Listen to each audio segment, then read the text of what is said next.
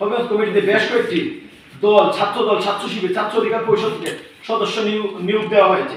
উদাহরণস্বরূপ আহ্বায়ক আরিফ তালুকদার ছাত্রদল থেকে, সদস্য মাহাদি ছাত্র অধিকার পরিষদের কেন্দ্রীয় সদস্য, এবং মুখ্য সংগঠক সুজন শিবিরের সক্রিয় কর্মী, যিনি শিবিরের প্রতিষ্ঠাবার্ষিকী মেলায় সবার সামনে অবস্থান নিয়েছিলেন।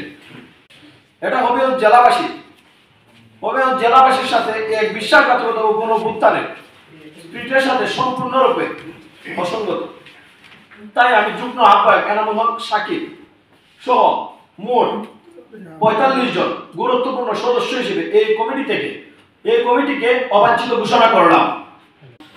সমন্বয় কমিটিতে থাকবো কিনা এটা একটা ব্যাপার আছে, এটা আমাকে জিজ্ঞেস করা হয় নাই। আমার অনুমতিবিহীন আমাকে সমন্বয়ক বানানো হয়েছে, যেটার আমি তীব্র নিন্দা প্রতিবাদ জানাচ্ছি।